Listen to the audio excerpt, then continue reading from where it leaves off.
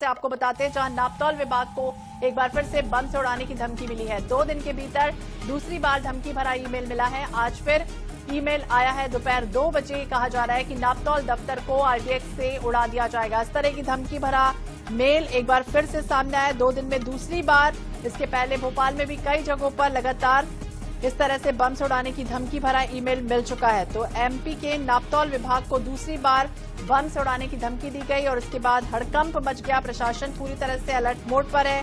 सुरक्षा एजेंसियां high alert पर कर दी गई। मध्य प्रदेश में एक बार फिर से इसी तरह का जो मामला है वो सामने आया है, जिसमें बम से उड़ाने की धमकी दी गई।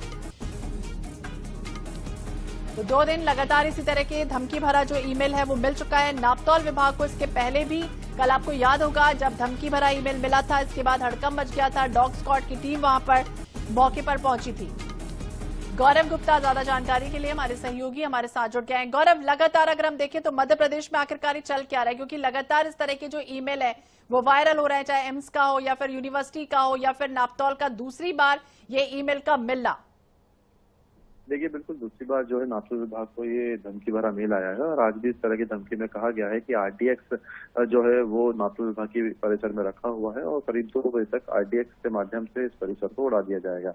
क्योंकि कल भी इसी तरह की धमकी नापतौल विभाग के ईमेल एड्रेस पर पहुंची थी और उसमें 16 जो गैस के बम थे उसके रखे होने की यहाँ पर धमकी दी गई थी और करीब 1 बजे इस परिसर को उड़ाने की कल धमकी भरा एक मेल आया था, जिसके बाद बॉम्ब स्क्वाड की टीम और पुलिस की टीम मौके पर पहुंची थी और पूरे परिसर का निरीक्षण किया था। और आज भी इसी तरह का मेल यहाँ पर पहुंचा है। हालांकि आज भी फिर क्योंकि अब धमकी भरा मेल आया है तो कहीं ना कहीं एक सर्चिंग जरूर होती है। इस तरह की धमकी के बाद सर्चिंग आज भी की गई है, लेकिन किसी भी तरह की संदिग्ध कोई भी वस्तु यहाँ पर नहीं मिली है। अब ऐसे में सवाल ये उठता है कि लगातार इस तरह की धमकी भरे मेल जो भोपाल के तमाम इंस्टीट्यूट्स को पहुंच रहे हैं, आखिर इसके पीछे हाथ किसका है? क्योंकि देखिए, जो पैटर्न इस तरह की धमकी के मेल्स का है वो एक जैसा ही है। जो पैटर्न है वो तमिलनाडु के पैटर्न के हिसाब से लग रहा है और ऐसा लग रहा है कि तमिलनाडु से इस तरह का जो मेल है वो किया जा रहा है, क्योंकि तमिलनाडु की पॉलिटिकल सिनेरियो से जुड़े हुए तमाम जो लोग हैं उनके नाम इस तरह की धमकी भरे मेल्स में लिखे होते हैं।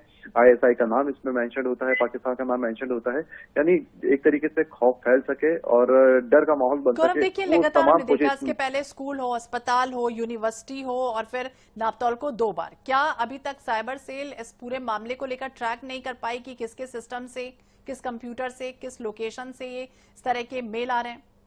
देखिए, ये तो अपने आप में साइबर सेल का एक तरीके से फेल्यूर ही कहेंगे, क्योंकि करीब 1 महीने पहले इसी तरह की धमकी एम्स पीपल्स यूनिवर्सिटी को मिली थी और उसके बाद एम्स हॉस्पिटल को भी इसी तरह की एक धमकी मिली थी। लेकिन उसके बाद भी अब तक आईपी एड्रेस ट्रेस नहीं किया जा सका है। जहां से मेल आया था वहां तक अब तक पुलिस नहीं पहुंच पाई और न ही आरोपी को कोई पकड़ पाया है। क्योंकि लगातार देखिए, जिस तरीके से इस तरह के मेल आते हैं तो एक तरीके से बहुत बड़ा रिसोर्स जो है वो चेकिंग में और तमाम चीजों में खर्च होता है और ऐसे में पुलिस प्रशासन को भी और शासन को भी इस तरह की धमकी भरे मेल के बाद परेशान होना पड़ता है। ऐसे में ऐसे जरूरी है कि ऐसे लोगों को तत्काल गिरफ्तार किया जाए, उनके खिलाफ कार्रवाई की जाए, लेकिन अब तक इस मामले में किसी भी तरह की गिरफ्तारी नहीं हो पाई है। फिलहाल पुलिस का कहना है कि जांच की जा रही है और जो ईमेल एड्रेस जिससे ये मेल आए हैं उनको भी ट्रेस किया जा रहा है। बिल्कुल, अब देखना होगा आगे क्या कुछ कार्रवाई होती है, कब तक वो ट्रैकिंग हो पाती है। नजर बनाए रखिएगा।